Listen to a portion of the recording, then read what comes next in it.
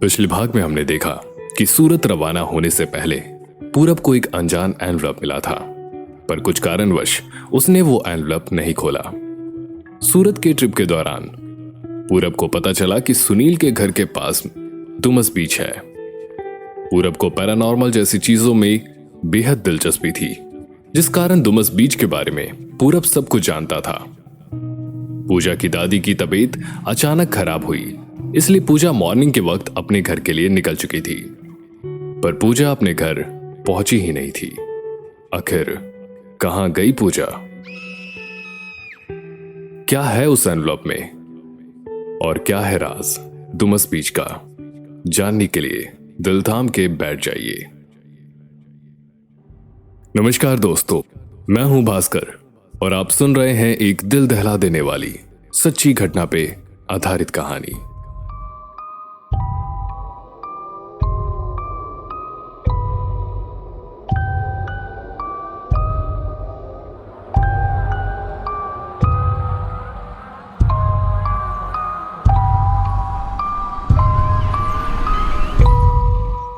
डुमस बीच part two.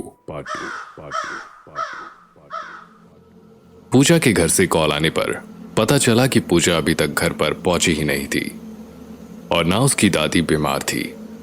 तो पूजा ने सबसे झूठ क्यों बोला? इस पर पूरब ने कहा, भाई सुनील, अगर पूजा घर पर नहीं पहुंची तो कहां गई होगी? यार जरा फोन तो मिला उसको। अब दोनों सोच में डूबे ही थे कि पूरब की नजर अचानक खिड़की के बाहर गई।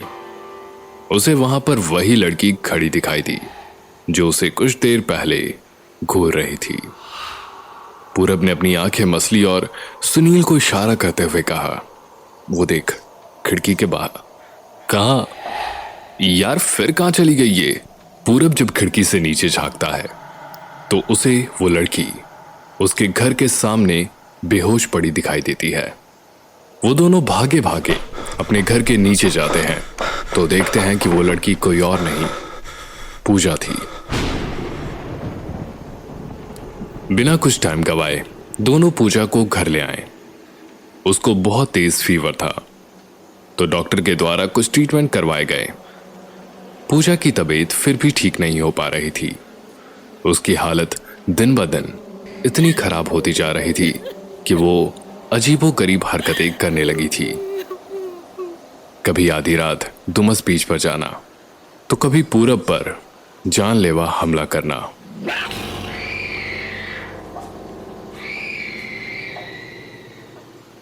सुनील के पिताजी को अब पूजा पर शक होने लगा था। उन्हें ये कोई साधारण मामला नहीं लग रहा था, इसलिए वो एक तांत्रिक को बुलाकर लाए। शाम के कुछ 4 बजे होंगे। तांत्रिक बाबा घर पर पहुंच चुके थे।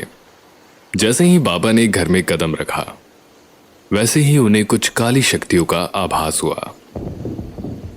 बाबा समझ गए थे कि पूजा पर किसी काली शक्ति ने कब्जा कर लिया है। उन्होंने कुछ ऐसे मंत्र बोले जिससे उनको कुछ आभास हुआ। बाबा ने पूरब को तुरंत कहा, बेटा तुम शाम की ट्रेन से वापस चले जाओ, पूजा को हम देख लेते हैं।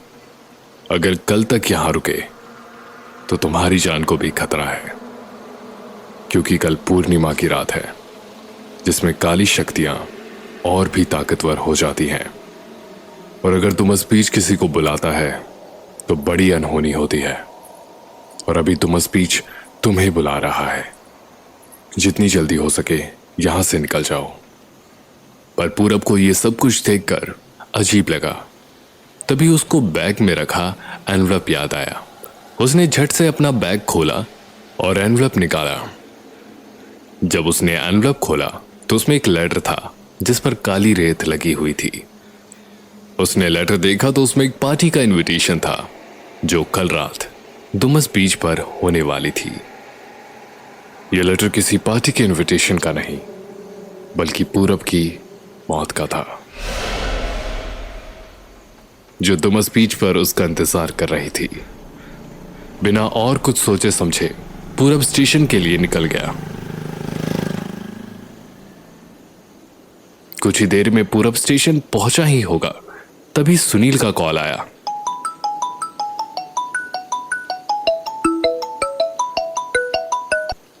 हेलो भाई पूरब। क्या हुआ सुनील? भाई तू जहां भी है जल्दी से घर वापस आ जा, पापा को कुछ हो गया है।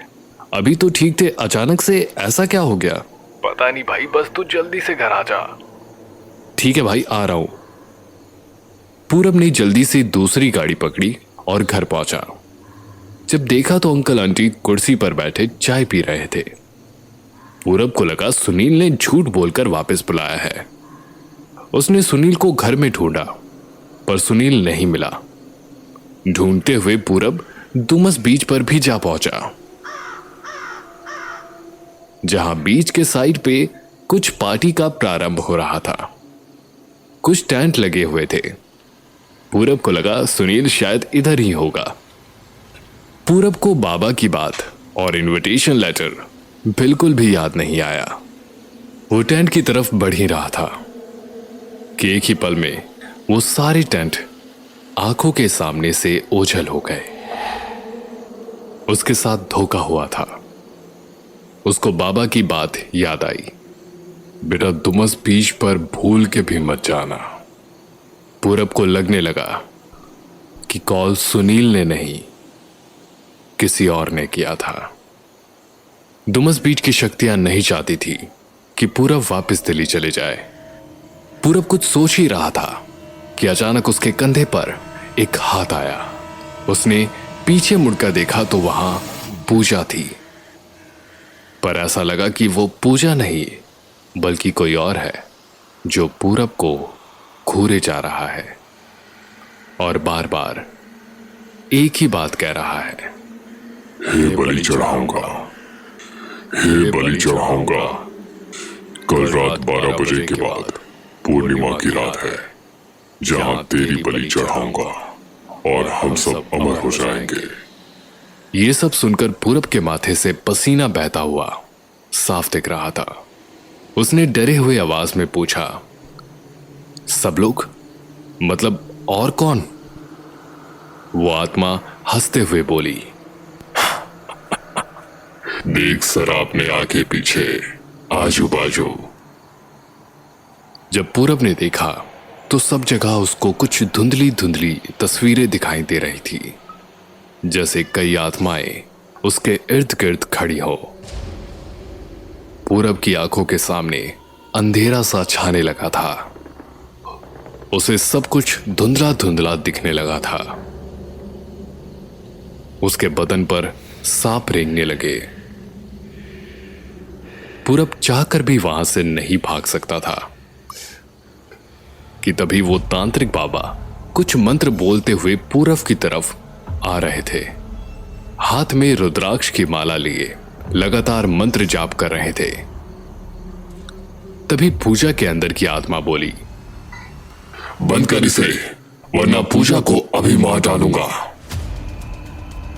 फिर भी बाबा मंत्र बोलते रहे और कुछ देर बाद सारी आत्माएं गायब होने लगी।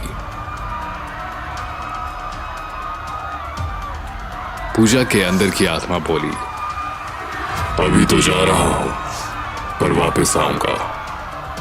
कल की रात पूर्णिमा की रात है, कल तुम दोनों मरोगे। इतना बोलते ही उसने पूजा का शरीर छोड़ दिया। अब डुमस बीच पर पूरी तरह से शांति फैल गई। गहरे सन्नाटे के साथ काली रेत चमक रही थी। समंदर की लहरों की आवाज सुनाई दे रही थी। तभी बाबा बोले, बेटा बोला था ना, गलती से भी डुमस बीच पर मत आना। और हां, कल सुबह कैसे भी दिल्ली चले जाओ, जितनी जल्दी हो सके, और लौट कर वापस कभी मत आना, वरना कुछ भी हो सकता है। बाबा पूजा और पूरब को घर तक छोड़कर वहां से निकल गए। अगली सुबह की ट्रेन से पूरब दिल्ली तो आ गया था, लेकिन रास्ते में उसे बहुत सी परेशानियों का सामना करना पड़ा था। पूरब अपने साथ कुछ ऐसी मेमोरीज लाया था जिसे सोचकर आज भी उसके रोंगटे खड़े हो जाते हैं। आज पूरब सुरक्षित है, लेकिन डुमस बीच की वो आत्माएं आज भी अपना शिकार ढूंढ रही हैं। कहीं अगला इनविटेशन आपके घर तो नहीं आने वाला। तो ये थी आज की कहानी डुमस बीच पार्ट 2। कैसी लगी आपको ये कहानी कमेंट करके जरूर बताएं। और अगर आप ऐसी ही कहानियां सुनना चाहते हैं तो हमारे चैनल को सब्सक्राइब करके बेल आइकन को प्रेस करना ना भूलें, ताकि हमारी लेटेस्ट वीडियो की नोटिफिकेशन आपको सबसे पहले मिल सके। धन्यवाद।